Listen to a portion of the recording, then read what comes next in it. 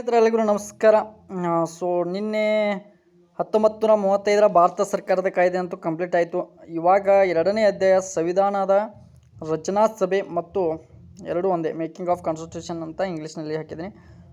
ಭಾರತಕ್ಕೆ ಒಂದು ಪ್ರತ್ಯೇಕ ಸಂವಿಧಾನ ಬೇಕಾಗೈತಿ ಇಲ್ಲಿ. ಅದನ್ನು ಏನು ಮಾಡ್ತಾರೆ, ಎನ್ ರಾಯ್ ಅವರು 1934 ಒಂದು ಬೇಡಿಕೆಯನ್ನು ಇಡ್ತಾರೆ. 1935 ಭಾರತೀಯ ಕಾಂಗ್ರೆಸ್ ಅದನ್ನು ಅಧಿಕೃತ ಬೇಡಿಕೆಯನ್ನು ಮಂಡಿಸಿತು. ಬ್ರಿಟಿಷ್ ಸರ್ಕಾರ ಕೊನೆಗೆ 1940 ಆಗಸ್ಟ್ ಕೊಡುಗೆಯ ಮೂಲಕ ಬೇಡಿಕೆಯನ್ನು ತತ್ವಶ ಒಪ್ಪಿಕೊಂಡಿತ್ತು ಮತ್ತು 1946 ಕ್ಯಾಬಿನೆಟ್ ಮಿಷನ್ ಯೋಜನೆ ಅಡಿಯಲ್ಲಿ ಸಂವಿಧಾನ ಸಭೆಯನ್ನು ರಚಿಸಲಾಯಿತು. ಇದು ಇಂಪಾರ್ಟೆಂಟ್, ನೋಡ್ಕೊಳ್ಳಿ ಎಲ್ಲರೂ. ಇಲ್ಲಿ ಇನ್ನೊಮ್ಮೆ ಹೇಳ್ತೀನಿ, ಕೇಳಿಸ್ಕೊಳ್ಳಿ. ಭಾರತಕ್ಕೆ ಒಂದು ಪ್ರತ್ಯೇಕ ಸಂವಿಧಾನ ಬೇಕೆಂದು ಆಲೋಚನೆ ಮೊದಲ ಬಾರಿಗೆ 1934 ಔಪಚಾರಿಕವಾಗಿ ಮಂಡಿಸಿದವರು ಯಾರಪ್ಪ ಅಂತಂದರೆ ಎನ್ ರಾಯ್ ಅವರು ಮಾಡ್ತಾರೆ. ನಂತರ ಏನು ಮಾಡ್ತಾರೆ, 1935 ಕಾಂಗ್ರೆಸ್ನವ್ರು ಏನು ಮಾಡ್ತಾರೆ, ಇದನ್ನು ಅಧಿಕೃತ ಬೇಡಿಕೆಯನ್ನಾಗಿ ಮಂಡನೆ ಮಾಡ್ತಾರೆ. ನೆಕ್ಸ್ಟ್ ಬ್ರಿಟಿಷ್ ಸರ್ಕಾರವು ಕೊನೆಗೆ 1940 1940 ಏನು ಮಾಡ್ತಾರೆ, ಆಗಸ್ಟ್ ಕೊಡುಗೆಯ ಮೂಲಕ ಬೇಡಿಕೆಯನ್ನು ತತ್ವಶ ಒಪ್ಪಿಕೊಂಡು ಮತ್ತು ಯಾವಾಗ ಅದನ್ನು 1940 ಒಪ್ಕೊಂಡ್ರು. 1946 ಕ್ಯಾಬಿನೆಟ್ ಯೋಜನೆಯಲ್ಲಿ ಸಂವಿಧಾನ ರಚನಾ ಸಭೆಯನ್ನು ರಚನೆ ಮಾಡ್ತಾರೆ. ಯಾವಾಗ 1940 ಆಗಸ್ಟ್ ಕೊಡುಗೆಯ ಮೂಲಕ ಒಪ್ಪಿಕೊಂಡ್ರೂ ಕೂಡ 1946 ಏನು ಮಾಡ್ತಾರೆ, ಅದನ್ನು ರಚನೆ ಮಾಡ್ತಾರೆ. ಸಂವಿಧಾನ ಸಭೆಯ ರಚನಾ ಮತ್ತು ಸದಸ್ಯರ ವಿವರವನ್ನು ನೋಡ್ತಾ ಹೋಗೋಣ. ಇವಾಗ ಸಂವಿಧಾನ ರಚನಾ ಸಭೆಯ ಒಟ್ಟು ಸದಸ್ಯರ ಸಂಖ್ಯೆ ಆರಂಭದಲ್ಲಿ 389 ಆಗಿತ್ತು. ಎಷ್ಟಾಗಿತ್ತು, ಆರಂಭದಲ್ಲಿ 389 ಆಗಿತ್ತು. ಇದರಲ್ಲಿ 292 ಸದಸ್ಯರು ಬ್ರಿಟಿಷ್ ಪ್ರಾಂತ್ಯಗಳಿಂದ. ಬ್ರಿಟಿಷ್ ಪ್ರಾಂತ್ಯಗಳಿಂದ ಎಷ್ಟು, 292. ನೆಕ್ಸ್ಟು 93 ಸದಸ್ಯರು ದೇಶೀಯ ಸಂಸ್ಥಾನಗಳಿಂದ. ಓಕೆ, ಮತ್ತು 4 ಸದಸ್ಯರು ಚೀಫ್ ಕಮಿಷನರ್ ಆಗಿ ಪ್ರಾಂತ್ಯಗಳಿಂದ ಆಯ್ಕೆ ಆಗಬೇಕಾಗಿತ್ತು. ಜುಲೈ ಮತ್ತು ಆಗಸ್ಟ್ 1946 ಬ್ರಿಟಿಷ್ ಪ್ರಾಂತ್ಯಗಳ 296 ಸ್ಥಾನಗಳಲ್ಲಿ ಚುನಾವಣೆ ನಡೆದವು. ಕಾಂಗ್ರೆಸ್ 208 ಸ್ಥಾನಗಳನ್ನು ಗೆದ್ದರೆ ಮುಸ್ಲಿಂ ಲೀಗ್ 73 ಸ್ಥಾನಗಳನ್ನು ಪಡೆಯಿತು. ಭಾರತ ವಿಭಜನೆಯ ನಂತರ ಪಾಕಿಸ್ತಾನ ಪ್ರತ್ಯೇಕವಾದಾಗ, ಅಂದರೆ ಏನು ಮಾಡ್ತು, ಭಾರತ ವಿಭಜನೆಯ ನಂತರ ಅಂತಂದ್ರೆ ಪಾಕಿಸ್ತಾನ ಪ್ರತ್ಯೇಕ ಮಾಡಿಕೊಂಡ್ರು. ಭಾರತ ಸಂವಿಧಾನ ಸಭೆಯ ಒಟ್ಟು ಸದಸ್ಯರ ಸಂಖ್ಯೆ ಅವಾಗ ಎಷ್ಟಾಗಿತ್ತು, 299ಕ್ಕೆ ಇಳಿಯಲಾಯಿತು. ಮೊದಲೇನಾಗಿತ್ತು, 389 ಇತ್ತು. ಈಗ ಏನಾಯಿತು, 299 ಆಗಿ ಇದಾಯಿತು. ಪ್ರಮುಖ ಸಭೆಗಳು ಮತ್ತು ಕಾರ್ಯವಿಧಾನಗಳನ್ನು ನೋಡ್ತಾ ಹೋಗೋಣ. ಈಗ ಮೊದಲ ಐತಿಹಾಸಿಕ ಸಭೆ ಡಿಸೆಂಬರ್ 9, 1946 ನಡೀತೈತಿ. ಈ ಸಭೆಯ ಎಲ್ಲಿ ನಡೀತಪ್ಪ ಅಂತಂದ್ರೆ ನವದೆಹಲಿಯಲ್ಲಿ. ಎಲ್ಲಿಪ್ಪ ಅಂತ ಕೇಳಿದ್ರೆ ಸಂಸತ್ ಭವನದ ಸೆಂಟ್ರಲ್ ಹಾಲ್ನಲ್ಲಿ ನಡೆಯಿತು. ಸಂಸತ್ ಭವನದ ಸೆಂಟ್ರಲ್ ಹಾಲ್ನಲ್ಲಿ ಮೊದಲ ಐತಿಹಾಸಿಕ ಸಭೆ ನಡೀತು. Data December 9, 1946. ಕೇವಲ 211 ಸದಸ್ಯರು ಭಾಗವಹಿಸಿದರು. ಎಲ್ಲ ಸದಸ್ಯರು ಇಲ್ಲಿ ಭಾಗವಹಿಸಲಿಲ್ಲ. ಎಷ್ಟು ಜನ ಭಾಗವಹಿಸಿದ್ರು, 211 ಜನ ಭಾಗವಹಿಸಿದರು. ಫ್ರೆಂಚ್ ಸಂಪ್ರದಾಯದಂತೆ ಸಭೆಯ ಅತ್ಯಂತ ಹಿರಿಯ ಸದಸ್ಯರಾಗಿದ್ದ ಡಾಕ್ಟರ್ ಸಚ್ಚಿದಾನಂದ ಸಿನ್ಹಾ ಅವರು ತಾತ್ಕಾಲಿಕ ಅಧ್ಯಕ್ಷರನ್ನಾಗಿ ಆಯ್ಕೆ ಮಾಡಲಾಯಿತು.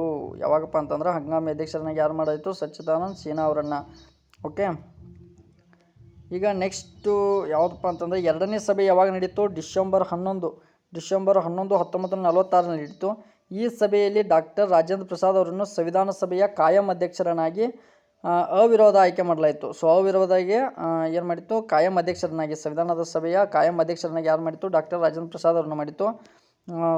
ಎಷ್ಟನೇ ಸಭೆಯಲ್ಲಿ ಅಂತಂದರೆ ಎರಡನೇ ಸಭೆಯಲ್ಲಿ. ಎರಡನೇ ಸಭೆ ಯಾವಾಗ ನಡೆದಿತ್ತು, ಡಿಸೆಂಬರ್ 11, 1946 ಮತ್ತಲ್ಲಿ ಎಚ್.ಸಿ. ಮುಖರ್ಜಿ ಮತ್ತು ವಿ.ಟಿ. ಕೃಷ್ಣಮಾಚಾರಿ ಅವರನ್ನು ಉಪಾಧ್ಯಕ್ಷರನ್ನಾಗಿ ಹಾಗೂ ಸರ್ ಬಿ.ಎನ್. ರಾವ್ ಅವರನ್ನು ಸಂವಿಧಾನದ ಸಲಹೆಗಾರರನ್ನಾಗಿ ನೇಮಿಸಲಾಯಿತು. ಓಕೆ, ನೆಕ್ಸ್ಟ್ ಯಾವುದು ಬರ್ತೈತಪ್ಪ ಅಂತಂದರೆ ಇಲ್ಲಿ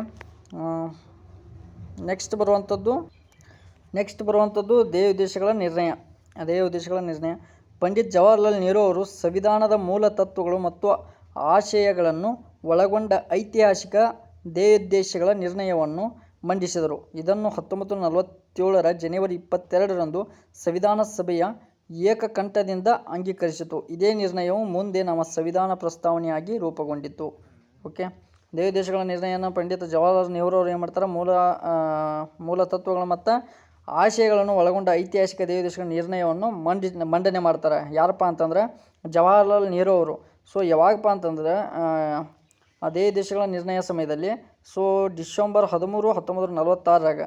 ಓಕೆ, ಇದು ಯಾವಾಗ ಇದನ್ನು ಮಾಡ್ತಾರಪ್ಪ ಅಂತಂದ್ರೆ 1947 ಜನವರಿ 22ರಂದ ಅಂಗೀಕರಣ ಮಾಡ್ತಾರೆ. ಓಕೆ, ನೆಕ್ಸ್ಟ್ ಸಂವಿಧಾನ ಸಭೆಯ ಪ್ರಮುಖ ಸಮಿತಿಗಳನ್ನು ನೋಡೋಣ. ಸೊ ಇಲ್ಲಿ ನಿಮಗೆ ಒಂದು ಚಾರ್ಟ್ ರೆಡಿ ಮಾಡಿದ್ದೀನಿ. ಸೊ ಸಮಿತಿಗಳು, ಸೊ ಇಲ್ಲಿ ಸಮಿತಿಯ ಹೆಸರು ಇದೆ, ಸಮಿತಿಯ ಹೆಸರು ಮತ್ತು ಅಧ್ಯಕ್ಷರು. ಸೊ ಇದು ಇಂಪಾರ್ಟೆಂಟು, ಕ್ವಶನ್ ಬರ್ಬೋದು. ಸೊ ಕರಡು ಸಮಿತಿಯ ಅಧ್ಯಕ್ಷರನ್ನಾಗಿ ಡಾಕ್ಟರ್ BR ಅಂಬೇಡ್ಕರ್ ಅವ್ರನ್ನ ನೇಮಕ ಮಾಡ್ತಾರೆ. ನೆಕ್ಸ್ಟು ಕೇಂದ್ರ ಅಧಿಕಾರಿಗಳ ಸಮಿತಿ, ಕೇಂದ್ರ ಅಧಿಕಾರಿಗಳ ಸಮಿತಿಯಾಗಿ ಅಧ್ಯಕ್ಷರಾಗಿ ಜವಾಹರ್ಲಾಲ್ ನೆಹರು ಅವರು. ಓಕೆ, ಸೊ ಇಲ್ಲಿ ಫಸ್ಟ್ಗೆ ಯಾರು, ಒಂದು ನಿಮಿಷ,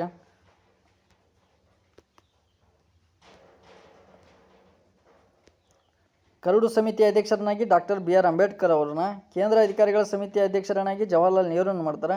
ಕೇಂದ್ರ ಸಂವಿಧಾನ ಸಮಿತಿ ಅಧ್ಯಕ್ಷರನ್ನಾಗಿ ಮತ್ತೆ ಜವಾಹರ್ಲಾಲ್ ನೆಹರು ಅವರು. ಜವಾಹರ್ಲಾಲ್ ನೆಹರು ಕೇಂದ್ರ ಅಧಿಕಾರಿಗಳ ಸಮಿತಿಗೂ ಅಧ್ಯಕ್ಷರಾಗ್ತಾರೆ ಮತ್ತು ಕೇಂದ್ರ ಸಂವಿಧಾನ ಸಮಿತಿಗೂ ಕೂಡ ಅಧ್ಯಕ್ಷರಾಗ್ತಾರೆ. ಪ್ರಾಂತೀಯ ಸಂವಿಧಾನ ಸಮಿತಿಗೆ ಯಾರು ಅಧ್ಯಕ್ಷರಾಗ್ತಾರಪ್ಪ ಅಂದರೆ ಸರ್ದಾರ್ ವಲ್ಲಭಾಯಿ ಪಟೇಲ್ ಅವರಾಗ್ತಾರೆ. ಸೊ ನೆಕ್ಸ್ಟು ಮೂಲಭೂತ ಹಕ್ಕುಗಳು ಮತ್ತು ಅಲ್ಪಸಂಖ್ಯಾತರ ಸಮಿತಿ ಅಧ್ಯಕ್ಷರನ್ನು ಸರ್ದಾರ್ ವಲ್ಲಭಾಯಿ ಪಟೇಲ್. ಸೊ ಇಲ್ಲಿ ಇಬ್ಬರು ಸೊ ಸೇಮ್ ಪರ್ಸನ್ ಆಗ್ತಾರೆ. ಯಾವುದಕ್ಕಪ್ಪ ಅಂತಂದ್ರೆ ಪ್ರಾಂತೀಯ ಸಂವಿಧಾನ ಸಮಿತಿ ಅಧ್ಯಕ್ಷರು ಮತ್ತು ಮೂಲಭೂತ ಹಕ್ಕುಗಳು ಮತ್ತು ಅಲ್ಪಸಂಖ್ಯಾತರ ಸಮಿತಿ ಅಧ್ಯಕ್ಷರು ಸರ್ದಾರ್ ವಲ್ಲಭಾಯಿ ಪಟೇಲ್ ಅವರು ಆಗ್ತಾರೆ. ಸೊ ನೆಕ್ಸ್ಟು ಕೇಂದ್ರ ಅಧಿಕಾರಿಗಳ ಸಮಿತಿ ಮತ್ತು ಕೇಂದ್ರ ಸಂವಿಧಾನ ಸಮಿತಿ ಅಧ್ಯಕ್ಷರಾಗಿ ಜವಾಹರ್ಲಾಲ್ ನೆಹರು ಅವರು. ಸೊ ಕನ್ಫ್ಯೂಸ್ ಆಗಬೇಡಿ. ಸೊ ಚೆನ್ನಾಗಿ ಇದನ್ನು 2-3 ಸರಿ ನೋಡ್ಕೊಳ್ಳಿ. ಸೊ ಎಷ್ಟು ಈಜಿ ಇತ್ತು ಕ್ವಶನ್ನು, ಬಿಟ್ಟು ಬಂದೆ ಅಲ್ಲ ಅಂತ ಹಿಂದಗಡಿಸಿ ಯೋಚನೆ ಮಾಡ್ತಾ ಕೂತ್ರೆ ಕೆಲಸ ಆಗಲ್ಲ. ಸೊ ನೆಕ್ಸ್ಟು ಕಾರ್ಯವಿಧಾನ ನಿಯಮಗಳ ಸಮಿತಿಯ ಅಧ್ಯಕ್ಷರನ್ನಾಗಿ ಡಾಕ್ಟರ್ ರಾಜೇಂದ್ರ ಪ್ರಸಾದ್ ಅವರು, ಮತ್ತು ಚುಕ್ಕಾಣಿ ಸಮಿತಿ ಅಥವಾ ಸ್ಟೀರಿಂಗ್ ಸಮಿತಿ ಅಂತೇಳಿ ಬರ್ತೈತೆ, ಅದಕ್ಕೂ ಡಾಕ್ಟರ್ ರಾಜೇಂದ್ರ ಪ್ರಸಾದ್ ಅವರು. ಸೊ ಇಲ್ಲಿ ಡಾಕ್ಟರ್ ರಾಜೇಂದ್ರ ಪ್ರಸಾದ್ ಅವರು ಯಾವುದ್ಯಾವುದಕ್ಕೆ ಅಧ್ಯಕ್ಷರಾಗ್ತಾರಪ್ಪ ಅಂತಂದ್ರೆ ಕಾರ್ಯವಿಧಾನ ನಿಯಮಗಳ ಸಮಿತಿಗೆ ಮತ್ತು ಚುಕ್ಕಾಣಿ ಸಮಿತಿಗೆ ಅಧ್ಯಕ್ಷರಾಗಿ ಡಾಕ್ಟರ್ ರಾಜೇಂದ್ರ ಪ್ರಸಾದ್ ಅವರು. ಈ 2 ಸಮಿತಿಗಳಿಗೆ ಒಬ್ಬರೇ ಅವರು ಡಾಕ್ಟರ್ ರಾಜೇಂದ್ರ ಪ್ರಸಾದ್ ಅವರು. ಮತ್ತು ಸರ್ದಾರ್ ವಲ್ಲಭಾಯಿ ಪಟೇಲ್ ಅವರು ಕೂಡ 2 ಸಮಿತಿಗಳಿಗೆ ಅಧ್ಯಕ್ಷರಾಗ್ತಾರೆ. ಒಂದು ಮೂಲಭೂತ ಹಕ್ಕುಗಳು ಮತ್ತು ಅಲ್ಪಸಂಖ್ಯಾತರ ಸಮಿತಿ, ಇನ್ನೊಂದು ಪ್ರಾಂತೀಯ ಸಂವಿಧಾನ ಸಮಿತಿಗೆ. ಮತ್ತು ಜವಾಹರ್ಲಾಲ್ ನೆಹರು ಅವರು ಕೂಡ 2 ಸಮಿತಿಗಳಿಗೆ ಅಧ್ಯಕ್ಷರಾಗ್ತಾರೆ. ಒಂದು ಕೇಂದ್ರ ಅಧಿಕಾರಿಗಳ ಸಮಿತಿ ಮತ್ತು ಕೇಂದ್ರ ಸಂವಿಧಾನ ಸಮಿತಿ.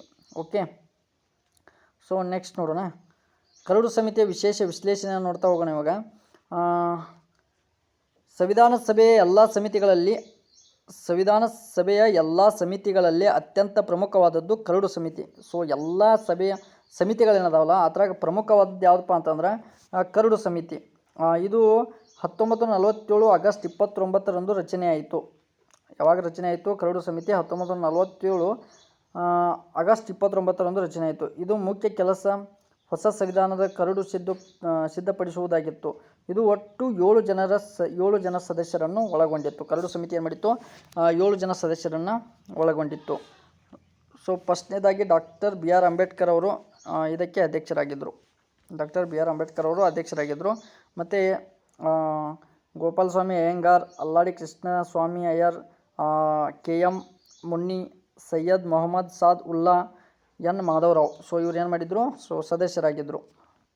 ಮತ್ತು TT ಕೃಷ್ಣಮಾಚಾರಿ.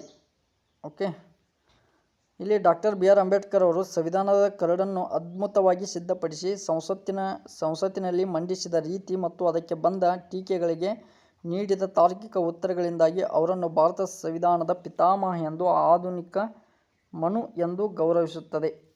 ಸೊ ಇಲ್ಲಿ ಭಾರತದ ಸಂವಿಧಾನದ ಪಿತಾಮಹ ಅಂತೇಳಿ ಬರ್ಲಾಕ ಒಂದು ಕಾರಣ ಐತಿ. ಸೊ ಏನಪ್ಪ ಅಂತಂದ್ರೆ ಡಾಕ್ಟರ್ BR ಅವಾಗ ಟೀಕೆಗಳು ಬರ್ತಾವೆ. ಒಂದು ಕರಡು ಸಮಿತಿಯನ್ನು ರಚಿಸಿದಾಗ ಸೊ ಅವರಿಗೆ ಹಲವಾರು ಟೀಕೆಗಳನ್ನು ಬರ್ತಾರೆ. ಅದಕ್ಕೆಲ್ಲ ಉತ್ತರ ಕೊಟ್ಟಿದ್ದಕ್ಕೆ ಅವರಿಗೆ ಒಂದು ಹೆಸರು ಬರ್ತೈತಿ, ಅದು ಭಾರತ ಸಂವಿಧಾನದ ಪಿತಾಮಹ ಅಂಥೇಳಿ. ಸೊ ನೆಕ್ಸ್ಟ್ ಇಲ್ಲಿ ನೋಡ್ತಾ ಹೋಗೋಣ.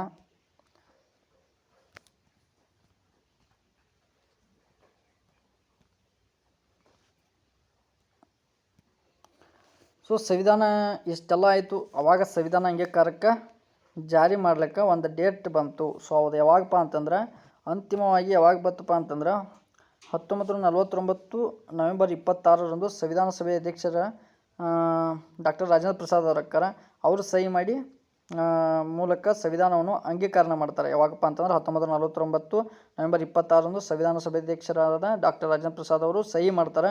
ಅದರ ಮೂಲಕ ಸಂವಿಧಾನವನ್ನು ಅಂಗೀಕಾರ ಮಾಡ್ತಾರೆ.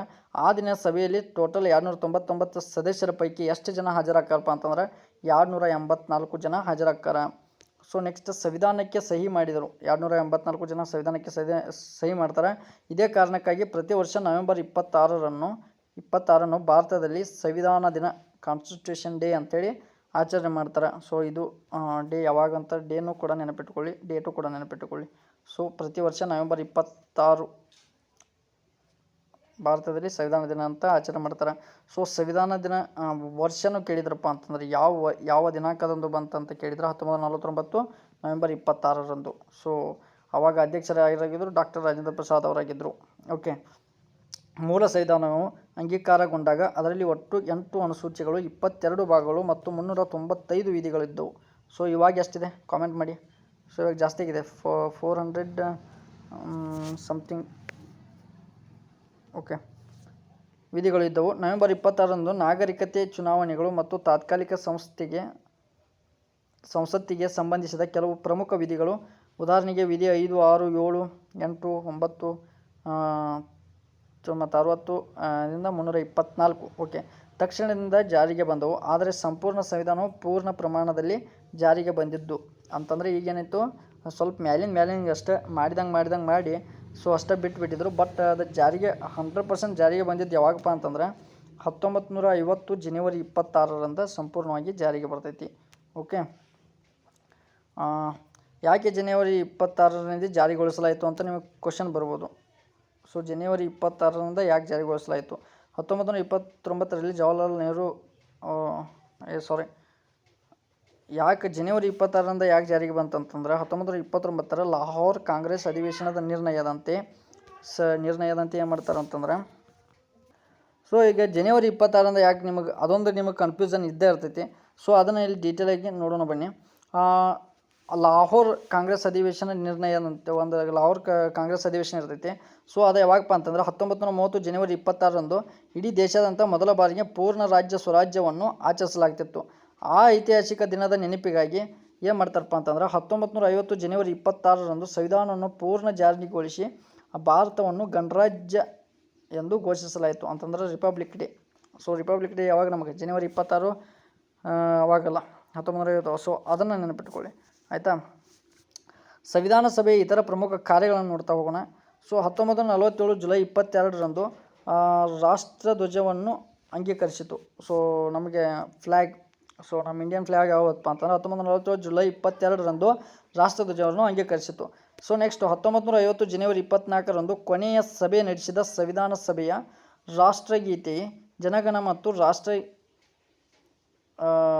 ಗೀತೆಯನ್ನು ವಂದೇ ಮಾತರಂ ಅನ್ನು ಅಧಿಕೃತವಾಗಿ ಸ್ವೀಕರಿಸಿತು. ಓಕೆ, ಜನಗಣ ಮತ್ತು ವಂದೇ ಮಾತರಂ. ಓಕೆ, ಇದನ್ನು ನೆನಪಿಟ್ಕೊಳ್ಳಿ. ಯಾವಾಗಪ್ಪ ಅಂತಂದ್ರೆ 1950 ಜನವರಿ 24ರಂದು. ಸೊ ಅಂತಂದ್ರೆ ಯಾವಾಗ ಎರಡೂ ಒಂದೇ ದಿನ ಬಂತು. ಎರಡೂ ಒಂದೇ ದಿನ ಬಂದಿದೆ.